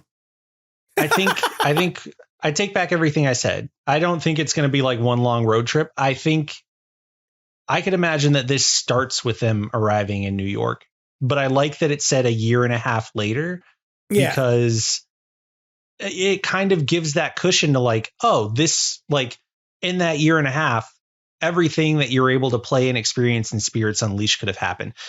Right. It's that sort of soft continuity where it's like, yeah, that could fit there. Totally. Why not? They had some interns, came through, they were Ghostbusters, blah, blah, blah. And now a year and a half later, like, the Spanglers have shown up. They've probably wrapped up whatever, school obligations or whatever that Gruberson might have had. And the kids, maybe Trevor graduated high school or whatever, and now they've shown up in New York, and we get to see their first couple of times functioning as Ghostbusters, and maybe the familial chaos of like, Mom, come on, let me go out. Let me put the proton pack on. No, you should concentrate on being a kid. And then by the end of it, it's like, you know what? I guess we're all Ghostbusters. Like, that kind of stuff. I'm thinking about this now that the idea that it would be a year and a half later between the ending of, say, Afterlife, right, and the beginning of this book potentially. What intrigues me about that is that within Spirits Unleashed, in the last DLC, we got an update to the story. We got our introduction of Sam Hain and the Overlord class of Ghost. But one of the key things that happens in the dialogue of the story that happens is that at the end of it, Ray Stantz says that we're going to be getting an intern soon, right? And so if you look at, say, like in the timeline of continuity in the way that you are of a year and a half out from the comic book and a year and a half out from the video game, the video game's been out a year, right? By the time you actually get to the release of the comic book, the video game will have been out for a year and a half. Right. So it actually kind of lines up timeline wise that the comic book and the introduction of the family coming to New York would fit very nicely alongside the way the last DLC left things off. So, I don't know if that's planned synergy in that way, because that sees a lot of moving parts to me to sort of manage with Ilphonic and sort of how their DLC comes out with all these different video game companies. But if that actually works out, it would be interesting. I could also imagine like maybe this is their way of like if Ray says we're getting an intern soon, and then cut to maybe around the time of the movie coming out, we get a new DLC, and it's like, oh, like to hype up the fact that the movie is out, we're introducing Lucky or James A. Caster's character, and like they're starting to develop this laboratory division more officially, because we've got like lab techs and stuff in the game that are characters, but now it's like, no, we're genuinely like, this is a thing we're doing. And so that's their way of being like, hey, you excited for the movie? Look who's in the game now, like that kind of thing. Right. Yeah. It's going to be interesting to see how it all fits together. And, I really like this idea, but I also love that it's going to be probably something that you don't have to see in order to make sure that you appreciate the movie. If you're a fan of the movie, it gives you something to go back and continue engaging, though, which is what I like. Is that, like what we are lacking right now, I think, in the sense of Ghostbusters media, is that we have episodes, we are getting movies, right? But what we don't have is the kind of like undercurrent of recurring flow. Like ongoing media engagement. And so, as much as I say this, that like we are living in currently the richest time for Ghostbusters fans since 1989, like because we are like, we have more content now than we potentially have had ever since Ghostbusters 2. Because at that time we had Ghostbusters 2 and the real Ghostbusters was going. Right. When and we you had like XGB, video it was games just that, and right. And so like you had video games coming out and other stuff that was going on at the same time. You had the comic books that were coming out at the same time from like Now Comics and stuff. So it's like you had a very saturated point. And I don't mean saturated like in a bad way. It was like there was a lot of options for you, but there was ongoing and recurring content to engage.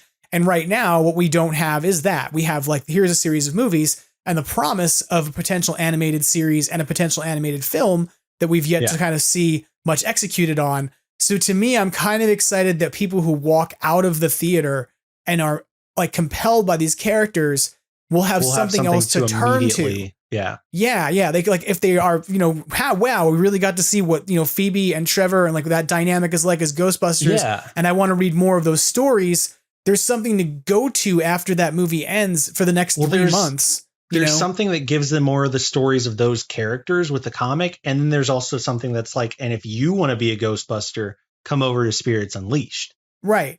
And we'll see, like, to be fair, we're going to see if that's still a thing when we get that far out, because there's been a lot of rumors. I mean, I hope so, but there's a lot of rumors about whether or not, Ilphonic's commitment to that game lasted more than a year in terms of producing free DLC. Like I've heard that like we should expect to kind of see it updated until the next movie comes out, but and this is all like just stuff I've heard in the rumor mill. So nobody who can be like, hey, what did you do to Ilphonic? Like, I don't know. But like there's been sort of like everybody's like, what did you say? What happens is we're going to come for you. But there's sort of some ambiguity about how long their commitment to support that game with ongoing developing content and narrative goes on. And their track record for other IP has been often that it's kind of turn and burn, so that's why I'm skeptical about how long they will continue to tell stories within Spirits Unleashed and how long that goes on versus I would wonder, we push towards animated stuff, but we'll see. I wonder how much of that kind of turn and burn kind of thing has been because there hasn't been necessarily like I know they did like a Predator game, right? And I'm sure that when Prey came out, that probably gave them like, ooh, well, let's put that Predator and some of those characters like in our game. But Predator is not necessarily a franchise that like to me, at least, I'm sure Predator has like massive fans, but it doesn't feel like something where it's like, you're just immediately like it doesn't feel like the kind of engagement you have with that franchise is the same kind that you would have with like a Ghostbusters, Yeah. And so I could imagine that like, because Ghostbusters is in a state of like, we've got new stories coming out, new movies, we're doing new things, we've got new characters, like it is giving Spirits Unleashed this constant feed of like, here's new stuff you can add into the game to build on, to create DLC for, skins, gear, whatever, that kind of thing. So, I mean, my hope is that that's the case and that it, that as long as it is a game that people still like to play and there's new material for it, that commitment, I guess, is always worth reinvesting in for them. Yeah. I hope so. I mean, that's not to be like, I don't know anything with respect to this. It's not like I have some official inside knowledge or anything, but it's just one of those things that is, as somebody who's kind of inside the different Discord forums of the community of players, their kind of expectation even is, well, we know the game is going to be around probably till the new movie in terms of new content development, but what will it be after that? You know? Yeah. I think that you have a good point though, in terms of that it being, you know, continue to have support, because there's one thing I am forgetting, which is that the Switch version like literally just came out. Like, yeah, that's true. Yeah. The fact that they have a new commitment to a user base on Switch may mean that you get some additional content that comes out over the next year. But I am skeptical about how long it goes on, you know, that the content creation we've got in terms of story involved, like for real, getting from the last iteration of story to a new iteration of story for us in that game took a full year. We got new characters and we got new maps, but sort of the new story that added in like you know, had chapter, Dan Aykroyd back in and recording lines, or Ernie Hudson back in recording lines to add a new chapter of story took a full year to get to. So, and it's not that hard to develop that part of it, right? Like getting them into a studio to kind of record some lines is not that difficult for as short of content as it is. But whether or not it goes on long term, I think, you know, or whether we see that continuation of content handed off at some point is a different question. So I would imagine that and the nice thing too is like Spirits Unleashed firmly fits in that sort of between Afterlife and Frozen Empire time frame. So if the game ever did come to an end, you could literally, like, whatever I imagine the first page of the comic is, you know, or whatever the moment in the comic is when like the Spangler family arrives at the firehouse, you could literally have it be, you know, the last day for whatever characters are in the game, like the last day of their internship, and Winston being like, thanks for everything. And then like, as he's looking one way and like, you know, waving to everybody, then he turns around, he's like, just in time. And then you see like the Subaru pull up to the firehouse, and that's how like the game just ends, you know? I want to like, I'm wish casting that I want the Subaru to become like, you know, a big thing. Look, if the red parka could be a thing, why can't the Subaru? Along the same lines, if the red parka is such a thing, why isn't Dan's denim jacket? Somebody explain that to me, okay? Because he's got like that same denim chore coat on. But I think the appeal is that like the Spangler family Subaru feels like the Spangler family Subaru. Dan's jean jacket is like that belongs to Ray, but the red parka is like every Ghostbuster gets a red parka, you know, like that's standard issue uniform now. I'm still in love with the thing that Ryan Espen said last week, that he's got a new name, a new dumb pun, which I love, just that he wants a character out there named Red Parka Jr.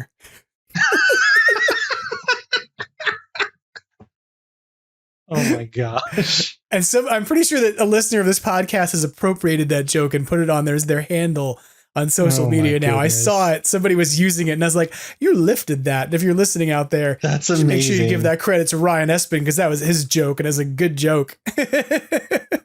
Oh man. I want like I feel like that's something Venkman could say. Like a scene where like chaos is happening and then Phoebe's like, we need to go after him. And then Peter's just like, cool your jets, Red Parka Jr. Yeah, that's the way you pay tribute to Ray and the Ray Parker Jr. Ray Parker, not Ray Parker. Ray Parker Jr. He should get one. Somebody's got to send him one of those coats. That way he can rep it, you know, when he's off singing It's a Small World. Red Parka for Ray Parker. Well, any other comments you have about the comic book? Because I know we've talked a little bit about comic book and we've deviated out of it into other canon concepts in terms of the video game. But anything else you want to add about the comic book and reactions to sort of what Dark Horse has coming? Yeah, I mean, I love Dark Horse. Like, Dark Horse is such a dope publisher. I mean, like, they, for a long time, when we were in kind of like the Ghostbusters drought of 89 to 2015, like a lot of people looked to kind of scratch that Ghostbusters itch in different places. And, you know, we had stuff like, you know, TV shows and movies and other things that kind of like approximated the vibe of what Ghostbusters was to one degree or another. And one of my favorite things to kind of fill that hole was Hellboy.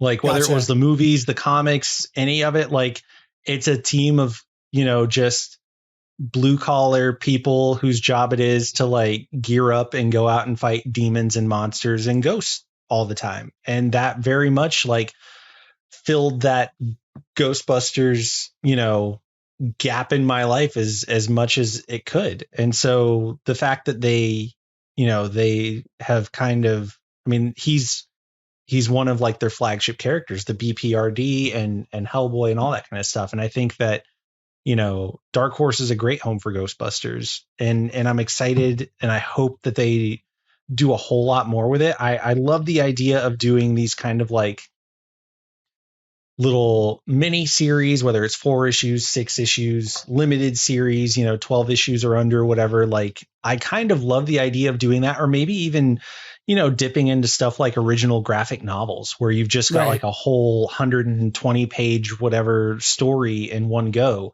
and telling these kind of like Rogue One style in between stories, or like maybe this is the format where you get to go back and tell a story about Tobin, and maybe this is the format where if you wanted to tell a story about the last case of the original Ghostbusters before Egon left, you could do that in a comic book, depending on what the movie after Frozen Empire looks like and how Frozen Empire ends. Maybe there's another story that you can fit in between there. And, I could also see it kind of being like once the animated series gets going, as long as it's all in continuity, which seems to be the goal with everything that they've talked about so far, I could see it kind of being like how with a lot of DC animated series like Young Justice, Batman the animated series, all that kind of stuff, they would often have, they'd have the actual cartoon and then they'd have a tie-in comic book. And it would literally just be like, for every episode of the series itself, you'd have an issue of the comic, and it would just be like another episode. It would be like you're getting double the episodes if you're reading the comics too. It's just a whole bunch more one-off adventures. And so I love the idea that somewhere down the line, like we could be getting mini series and in between stories, and then the animated series launches and there's a tie-in series for that, and it's just like, and now you're getting double the content of the animated series. Or maybe we get a comic book series that is just focused on the misadventures of the lab division and all of the hijinks they get into, all the science hijinks they get into, and have that run like in parallel to the actual stories being told in the movies and everything. And it's just kind of like, oh yeah, this happened between films or when the camera was pointed somewhere else or whatever. And because like we're with the movies, we're not seeing every single case that the Ghostbusters work. Like there's always been the implication that whether it's during a montage or it's off screen or whatever, like they're out there, they're busting stuff. And we're just seeing the big moments like Gozer, Vigo, this new Frost monster thing. Like we're seeing the big moments and the big things that they face that are worth pointing a camera at. But for all the like slightly lower on the tier scale threats, those are exactly the kinds of stories that you could tell in comic book form, whether it's a mini series or a standalone or whatever. And so I feel like there's a ton of potential to just do a lot of really cool, really fun things. And the fact that it's in continuity and could give you deeper looks at like the lore and the world and all that kind of stuff in a way that feels like it genuinely is directly connected to the movies, and it matters, or it gives you more context. It, to me, that, and it's in the here and now, like it's set in the time frame of like these movies that are taking place in the present. That to me, like, there's no reason a Ghostbusters comic shouldn't leave you being like, ooh, I got to see what happens next. And I feel like the fact that these comics are happening simultaneously with the films and all the other new projects, like it's already going to have a leg up on like previous things that kind of were like, well, maybe it's in continuity, maybe it's not, we'll see how it all shakes out. I love the idea that this is just going to inherently be like, if you want more of this, it exists and it is connected and it matters, And that's my hope, is that we do get more than just this one miniseries, right? Like, I think that's, I originally thought of Dark Horse coming in after that announcement, a year ago, that they were kind of getting the license to make comic books in the same sense that Hasbro has the license to make many toys, right? And then in sort of revisiting those comments, it's much clearer that what is said by Gil Kennan and Jason Reitman on a stage is that there is a limited series coming from Dark Horse. And so it's my hope that like they will look at this book and see, good sales on it, see good reaction to it, and go, well, let's make another one, right? Because like that way they can continue to tell stories in that vein. And I think there's an untapped market out there for it. There's a whole bunch of people out there who love those IDW comics and who have been bummed like since they've gone away, and sort of been like, what would love to see a recurring, monthly release of a Ghostbusters story, if not at least, a few quarterlies that would maybe come out. If you don't just do it as a recurring thing that happens every month, you just do quarterly releases and then an annual or something would be kind of cool. But I'm hopeful that this can kind of kick off a new phase in Ghostbusters storytelling. And then that if it doesn't continue, that at least gets us to the next set of stuff, that it kind of leads us and dovetails us to maybe an animated series that's going to continue in this vein or whatever. So the other thing that I'm excited about concerning the comic is that if it's miniseries and these sorts of like, one-off projects or like in between stories that kind of stand on their own between other, pieces of Ghostbusters media. And this isn't even to like put myself in the conversation, although I would absolutely love to be in the conversation.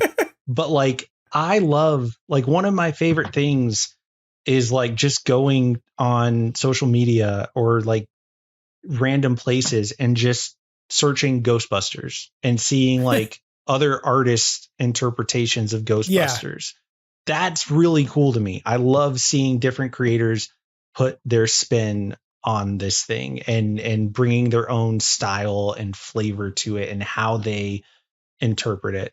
And I love that, we're getting a new artist and writer for this series. And I love the idea that going forward, like, we could continue to just kind of have a revolving door of creators and different visions and different looks and that kind of thing. And maybe eventually we settle on one that's like, this is the team that will do all the Ghostbusters comics. But then if that's the case, like, like I said, maybe we get stuff that's like, oh, but we have a tie-in series for the new animated series, and that has its own creative team. And then maybe we do get a Tobin series and that has its own creative team. Right. It's just, I love the idea of Ghostbusters evolving into this thing where it's not just like one, like it all is following the same creative vision that, Gil and Jason and like Ghost Corps have laid out.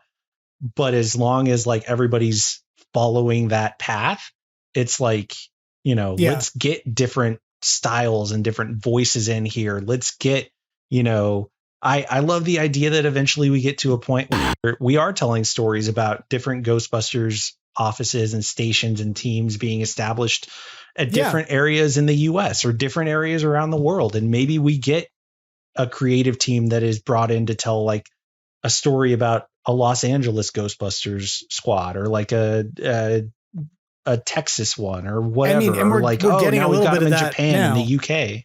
Like we're getting a little bit of that now with the VR game, right? Where you have a Ghostbusters team that's operating out of San Francisco. Yeah. Right. Yeah. Where it has nothing to do with the New York Firehouse other than their Ghostbusters, but you get a different take. You get a different spin on what it is. I can't really weigh in on that too heavily yet because I still haven't played it. But in terms of its story, right, it's something that is derivative of Ghostbusters, but it is also its own little bubble of storytelling and its own style and its own thing, which is kind of cool. 100%. And all the possibilities of how to interpret, like, how do things change given different environments, different cities, different cultures, different lore, different whatever, like whether we're talking about like the ghosts, or even just like how the Ghostbusters need to operate, the communities that they're a part of. Like, yeah, I feel like comics is such a rich environment to just, you know, look at Ghostbusters as a whole and be like, well, what if we zeroed in on that?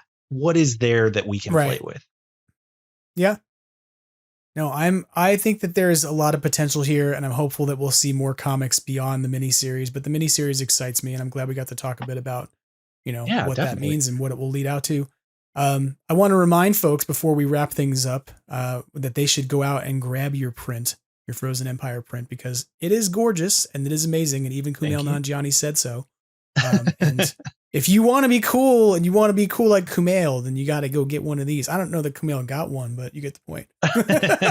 If he wants one, he's more than like, he didn't even have to pay for it. Just let me know where to send it and it's yours. Just leave it at a comic book shop that he goes to and frequents often. I know, and just say, in case he comes by, and then in several years, I'll go to an event where Kumail's having a Q&A, and then I'll ask him to sign this print, and he'll say, "Oh, John Yurcaba, I know John Yurcaba," and I'll say, "Yeah, I talked to him this morning. He said hi," and that'll be. We'll just relive this whole thing again. It's fine. I can't it's even a good imagine, precedent. dude. But in all seriousness, where should people come out to go find your print? Where do they look it up? Or grab it? My shop is, let me double check. That's a good question. And I want to make sure that I answer it correctly. Is it John Yurcaba IV at bigcartel.com? It is. Did you just look it up? No, I just know it. Oh, all right. Frequent flyer miles over here. But yeah, it is johnyurcaba4.bigcartel.com. And you can go there and check it out. Or if you don't remember that, if you go to any of my social media, which all of them are just at John Yurcaba 4, JOHNYURCABA, the number 4. Usually in all of my bios, like Instagram bio, all that kind of stuff, there is a link that'll give you links to everything else. And one of the links will be my online store. And so you can go in there. I've got the Proton Pack deal, which is you can get a copy of the October art book, an 11x17 print of your choice, 5x7 Ghostbusters mini print, and a Slimer sticker, all for a discounted price. Then, you know, that's cheaper than if you were to buy all this thing separately. You can also get, you know, I have a whole ton of different 11x17 prints, not just Ghostbusters, but, you know, some of the comics I've worked on, Godzilla, Transformers, Ninja Turtles. I've got a Chainsaw Man print in there just because I really like that anime. I've got an Ultraman print in there because I really like Ultraman. And then I've also got a couple of other 5x7s. I've got a Superman and a Mobile Suit Gundam print because I also love Mobile Suit Gundam and Superman. And then, yeah, the stickers are in there. And I think what I might do, I've got some copies of the graphic novel, the trade paperback of the Godzilla series that I worked on, that I'm happy to sign and sketch in for people. So I think I'm going to go ahead and put those up in the shop sometime soon. So tons of stuff to include the Frozen Empire piece that you can get. It's in the 11x17 section, or if you want to add that into the Proton Pack and get that, you can do that. So lots of options, good stuff for the nerd in your life for the holidays or for yourself. You treat yourself. Yes, do it. Treat yourself. And I will say once again, I remind folks that your art, your prints are the only ones that when I bring them home and show them to my partner, she goes, "I really like this. You can hang it on the walls." It is still the highest praise. Like, I will forever be grateful for that. That's if it was a book, that would be the blurb that goes on the back of the book. All other Ghostbusters art is constrained and confined to my office, but your stuff has been given the green light to go elsewhere in the house. Leah likes your stuff. What can I say? Well, I very much appreciate that. And yeah, also, I don't know if I mentioned it, but like anything that gets ordered from me is coming directly from me. So like it'll be signed. If it's a book, like I'll do a little sketch in the front cover, all that kind of stuff. Like you can ask me to personalize it if you want. Like I'm sending it from me, and so I will have hands on it.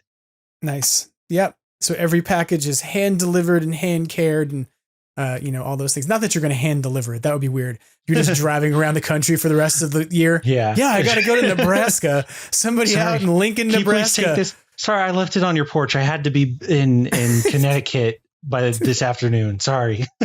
But the point is that every order you are dealing with is one that you are dealing with literally, and not one that's being fulfilled by a print company who's just kind of stuffing them. You're taking care of them.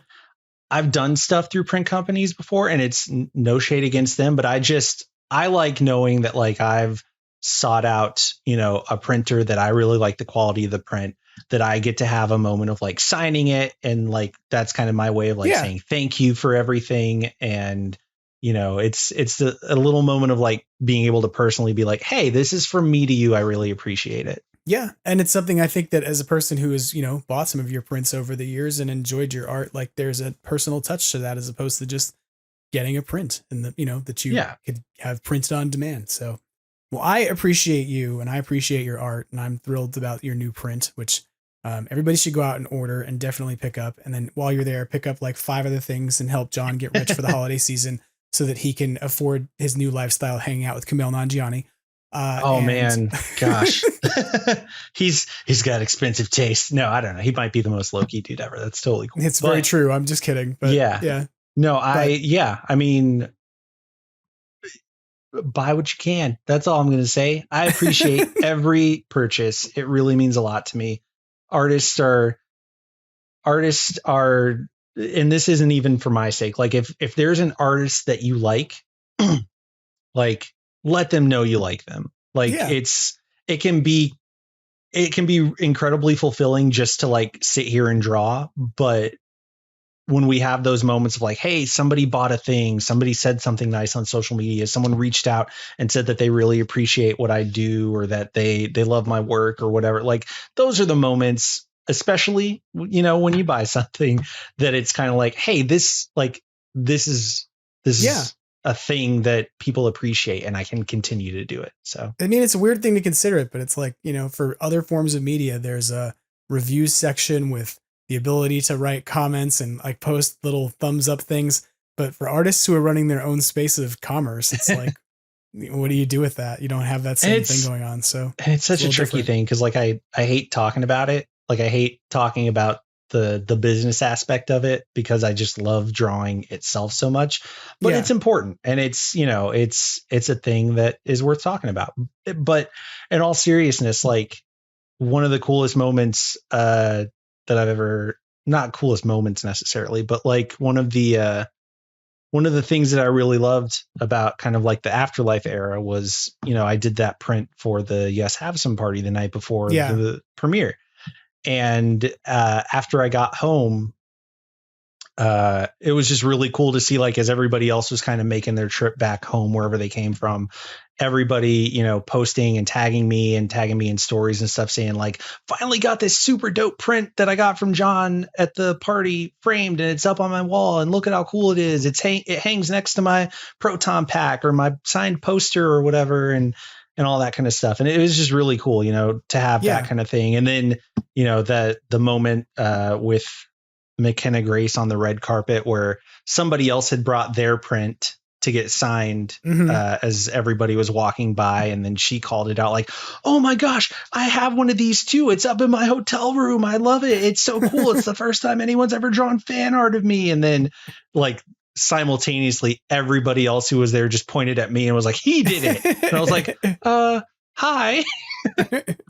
So yeah, it's super cool to know that like people dig your work and enjoy it. So no, and I do very much appreciate the kind words that everybody has dropped on the post and all that kind of stuff. So hey, I literally told Dark Horse in a comment on your print that they should be paying attention. I tagged them, was like, take notice. What are you doing over there? Are you paying attention to anything or what? Give this guy a job doing a cover. I appreciate it. This is, we love him. He does good work. We know he does. Here's my ringing endorsement, Dark Horse. I don't know what you know about making Ghostbusters comics, but I know what I know about reading them. And I don't know what I know about art, but I know what I like. Oh man, no, it's definitely appreciated. And that's the dream. I mean, that's always been the dream since I was a little kid, was just one day I want to grow up and just like, this is what I do. I draw Ghostbusters. Yeah. So, well, I'm keeping my fingers crossed. In the meantime, everybody should go out and check out your artwork, of course, over at John Yurcaba IV.bigcartel.com and see what you have up for offer on the holiday season. I appreciate you when you come on the show because you're always fun to talk with, and because you're smart and you're inquisitive and you have lots of good ideas about Ghostbusters. So please come back again and share them with us soon. Of course. Anytime. But yeah, it's been fun to talk with you again, John, and we hope to talk to you again soon. Yeah, I look forward to it.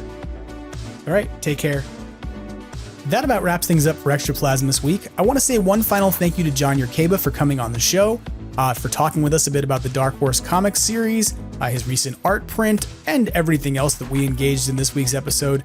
Of course, if you want to check out John's artwork or pick up any of the amazing things he's got out there right now, especially given his special holiday pricing for the season, go and check out his artwork at johnyurcaba4.bigcartel.com. I also want to say thank you as usual to Brendan Pearce of Badoochi Studios, who provides the logo and visual identity for the podcast, as well as vaporwave artist MAGNAVOX, whose version of Ghostbusters serves as our theme song each week. And of course, I want to say thank you to you for listening to the show, for continuing to support it. We're now in through 60 episodes of the show, which still blows my mind that we've had this many of them. It's been over a year of podcasting, at this point over a calendar year's worth of episodes, even if we were to do one a week.